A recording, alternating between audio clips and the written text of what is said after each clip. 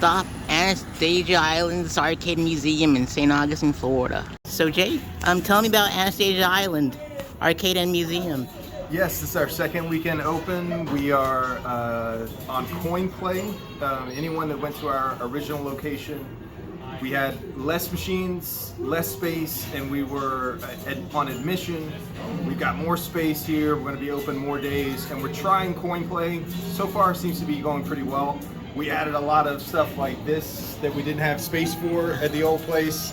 Our number one request was skee ball. So as soon as we had the room, we added skee ball. We added more pinball machines in the back with the live leaderboard that you saw. And then our forte though are things like this. This is quantum, less than 1,000 were made. So, and this has a color vector monitor, which are like unicorns to see working. So this is one of the only times you can actually play the attract mode. Oh wow! And you can sign your name. This is 1982. It's the first game you could actually sign your name on the high scoreboard. So if you get a high score, you can actually sign it with the trackball. That's so cool. Yeah, an example of we have, Donkey Kong, Frogger, Pac-Man, all the stuff that everyone expects to see Cubert. But then we throw in a lot of rarities that you really won't see anywhere else. This game right here, another one. Wacko, as you can see, it's crooked. Yep. This came out during the video game craze when basically everyone was fighting for quarters and trying to, stand out in the arcade. So that's why they purposely built it crooked. Wow. What's funny is when you play the game, after you get 2 or 3 rounds into it, you'll start doing your head to the side, with the cabinet, but you're looking at the screen flat. So it's an optical illusion, but it's really cool.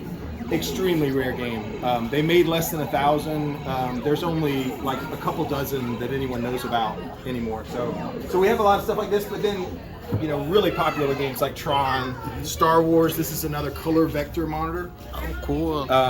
The original Star Wars arcade game, 1983, running original hardware. Whoa. So that's one of our fortes too. If someone wanted to come in and set a high score, like a Twin Galaxies high score, it would be legit. And we have cameras and everything, so you could ask us, pull the footage. I just got 2 million, you know what I mean? So that's one of our things that we're proud of too, is running not emulation, but original hardware on all the machines. That's what I miss, is original hardware. And that's, I don't know, anyone that's ever worked on arcade games would be floored that we're actually doing that, but yeah. Original hardware on everything, which is crazy. Wow. Yeah. Yeah, Cubert's my all-time favorite. I have high scores in different cities across the U.S. And did you notice that we had the knocker in the bottom? I do. When you fall off, it actually has a solenoid in the bottom that emulates Cubert hitting the bottom of the cabinet. Really? With the solenoid. It goes a little click. Wow. That's, some people think it's an error. No, it's supposed to be Cubert hitting the bottom of the cabinet. That's so cool. So that actually is the first pinball, or the first video game made by Gottlieb, which was the big pinball guy. They were the dominant company in the industry for 25, 30 years. But when video games took over, they were like, well, we have to get into this. Pinball is going this way.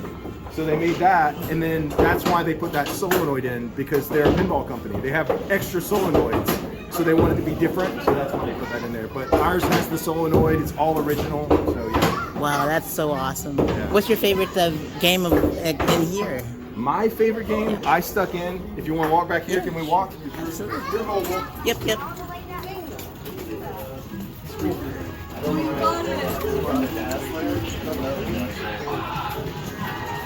This is definitely my favorite game, Zookeeper. And it's the only reason that it's in here, because no one requests it, but it's my favorite. 1983, you keep all the animals in, but the hook to the game is you want to see how many animals you can jump. So it's like a risk reward. Because if there's, say you get 25,000, if there's an extra animal in, it's like 50,000. Then 100,000. So every animal, so you're always trying to squeeze one more animal in, and you're inevitably jump on the animal and die. But anyway, this is absolutely my favorite game. Wow. And it's one of the only games that I'm really good at, where I can compete with world-class players, is Zookeeper. So that's why it's in here, not because everyone loves it. I've actually made a few fans.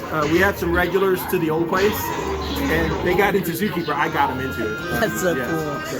And I totally skipped past it. I budgeted myself, but when I come back, I'm definitely playing Zookeeper. Yeah, Zookeeper. It's a lot of fun. Watch a couple games online. As a matter of fact, if you're on Facebook, if you scroll back to our videos, probably from like a year and a half ago, we probably got like 50 or 60 videos. But scroll back, and I do a little tutorial on this. So there's like a 5-minute tutorial of me playing and kind of showing you how to do it. I do that also for to get people into the games that they don't know anything about, the rare games. So. And while you're right here, this is also one we're really proud of. This is the first mannequin golf game. So this is from 1964, and this was actually at the World Golf Hall of Fame.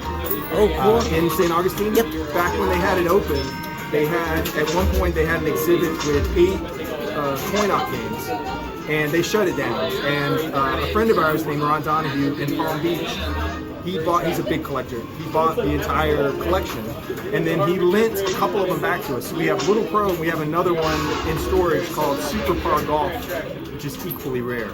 We had them both at the other place. We'll eventually have them here, but this, you play 9 holes on the playfield with the guy. So 1, 2, all the way to the 7 and the 8 are really difficult. But anyway, this is one I can almost guarantee you won't find on location anywhere else in the country. Wow. Like the Little Pro. I've never seen another one for love or money, much less on location. So we're proud of some of those games. And then this Dancing Lady, games that have the animated back box. So she spins around whenever you hit one of the. These are in the collector market extremely desirable. And this is the first Gottlieb that had an automatic ball kick out. So before this game, there was another plunger, and you actually had to push the ball and play yourself. This is the first game where it kicked it out, like all the other ones do, but this is 1966, and it's the first one where it kicked it out. So, whoa, that's so cool. The ones in 1965 and before, there's 2 plungers. This one goes in because you have to kick your own ball out. Yeah, they didn't have the ball kicker back then. That's so cool. And where's Gottlieb located at? Gottlieb is no more. No more? Oh, wow. No, Gottlieb was purchased in 1983 by Columbia Pictures that owned Coca-Cola. So Columbia owned Coca-Cola, they bought Gottlieb, and Gottlieb was basically absorbed by them. I think they sold the video game rights to a company called Milestar, and it really got diffused for a while, but Gottlieb basically just dispersed. They tried to revive it and called it Alvin G in the 90s, Alvin Gottlieb and his son Michael, and they only released 5 or 6 games, and yeah, that was kind of the last hurrah of Gottlieb. But these are all Gottliebs, and this is really like the heyday of pinball. These titles for like 20 years like ruled the arcades, because this is 1966, right? This is 1978. So for 12 years, like these were like the mainstay of every arcade. Yeah, in the late 60s, early 70s, this is what these or the stand-up arcade machines on the other side. That's what you would see in arcades back then. Did you see those, by the way? I think so. While you're recording, let's look at this.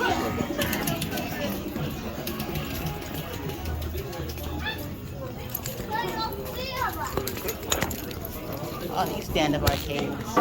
So these are really cool. These are, if you pan your camera inside, you'll see that plane. So you can see how it looks like 8 feet deep. Yep. But the end of the cabinet's right there. It's done with combining mirrors. Whoa. So, and the planes really crash. Did you ever see this one? No, I just walked by it. Let me start it up. Let's see. It's only a See if I can get a couple of planes down.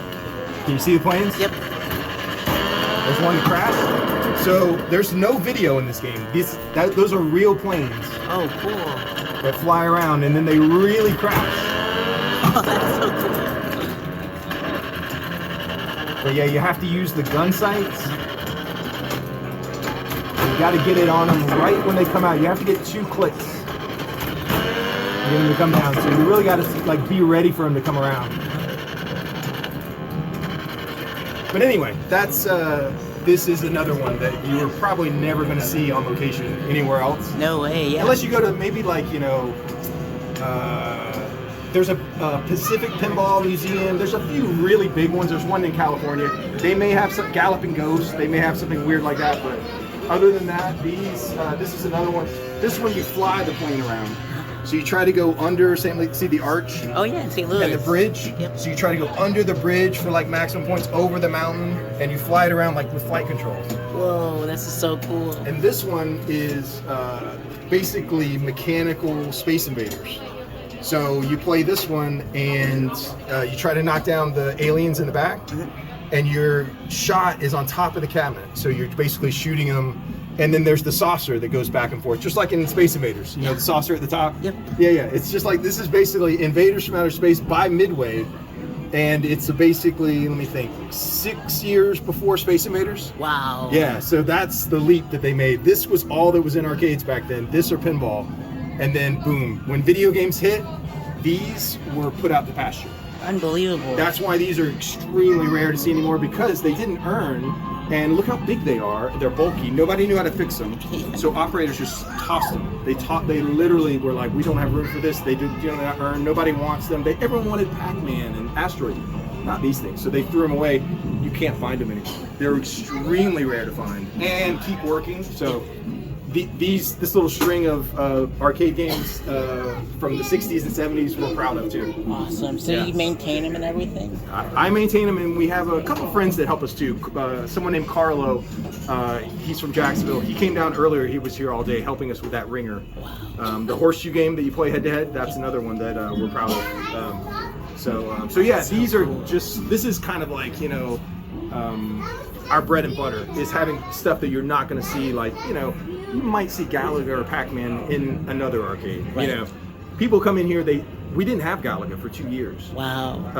I was like, you know what? Everyone sees Galaga everywhere. Yep. At the laundromat, there might be a Galaga, right? So I'm like, let's put everyone that came in. You don't have a Galaga. You don't have a Galaga. They pronounce it wrong. They still wanted it. Yeah. And I'm like, all right. So we put a Galaga in. So we try to have, like, you know, everything that's in like the average person's wheelhouse, but then stuff like this that they're not going to see anywhere else. Right. Yeah. This is so cool. Did you see Quick and Crash, by the way? I haven't. Nope. This is brand new to me too. So. This is only about a 30-second game. So let me play it for you real quick, because you're going to love this one. You're going to love the effect. See if you can get it. Where it's not too bright. Yep. You got to see the. So this is a target shooting game. We're actually going to have like a Saturday contest on this. Cool. Because guys get so competitive. Yep. It keeps the score, as you can see, down to 1,000th of a second. So it starts the moment that you pull the gun out. Right here. Yep. So it's a quick. So 1.1 seconds from the time I pull it out here, and see if you hold it in your hand, like all the kids do. Watch. He'll tell you. He doesn't start the next round until it's in. Whoa, that's pretty smart.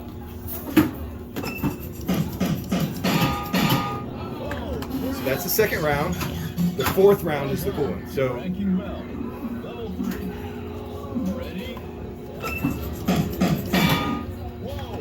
All right, so 4.5. Now this is the final round. I'm 29 out of 100, so not a great round. There's a coffee cup that pops up in the back. Whoa, that's so cool. And you blow it up. That's so rad. So 7.1.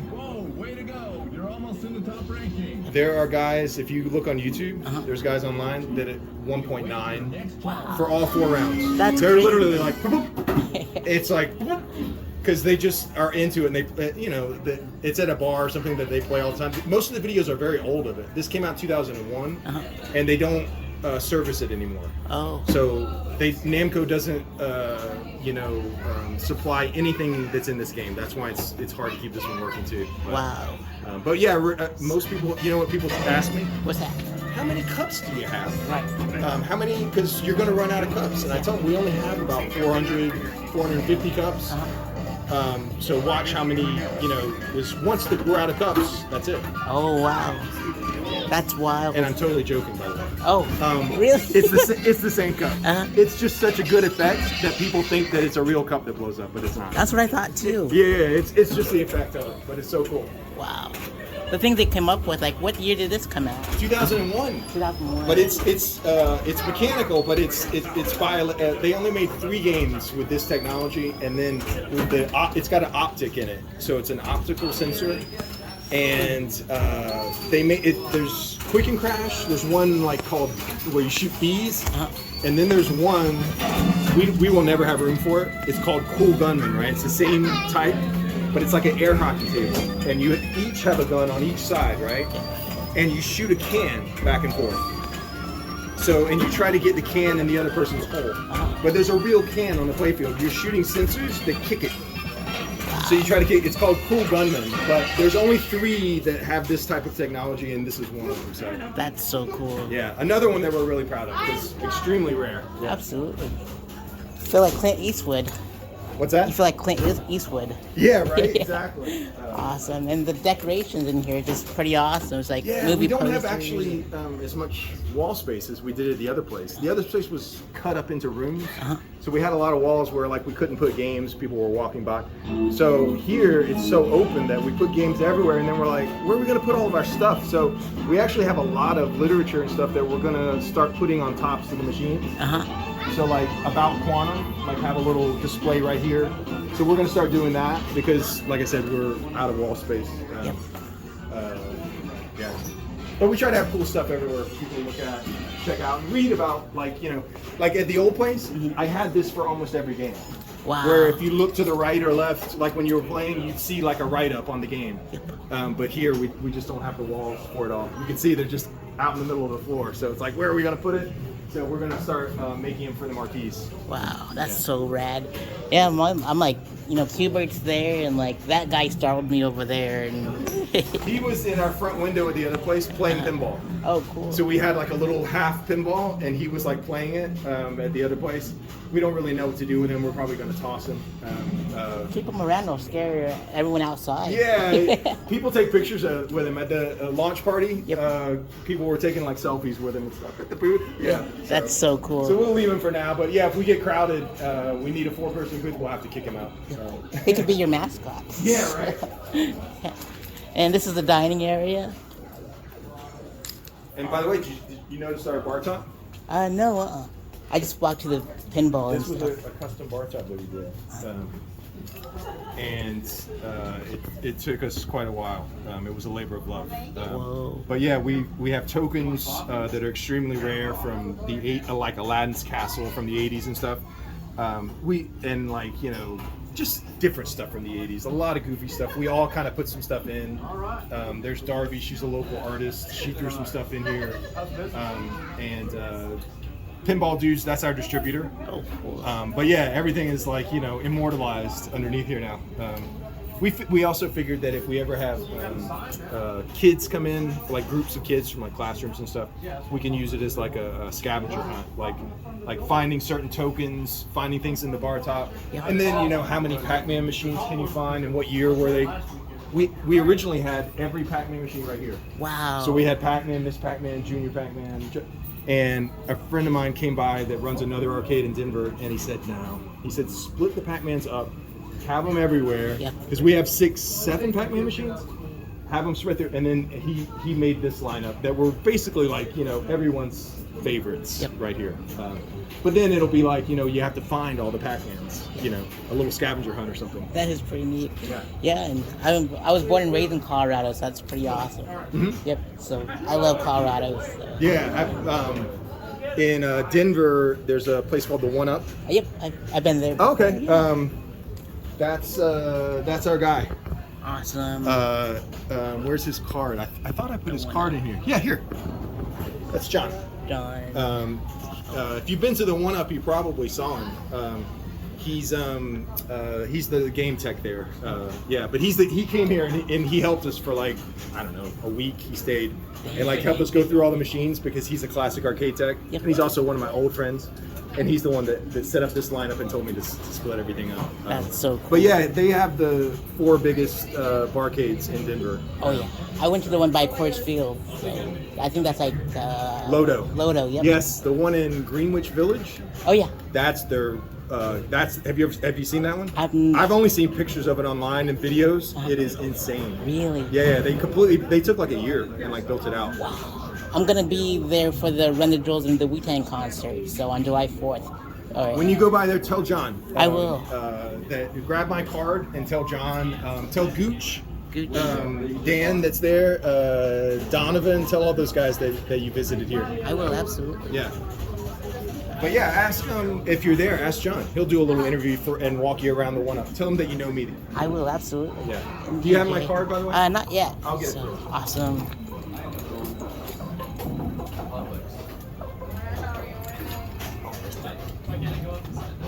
He knows the one-up, by the way. Oh, he does? Yeah. Thank you. He's Jay. been out. Denver, that's where he was born. Yeah, he knows the one-ups. He knows. He was talking about Lodo and Greenwich Village. all right. He knows John's I know I should location. have made the connection quicker. So I was telling him when he goes back out there, ask for John. Tell him that you came So by here. do you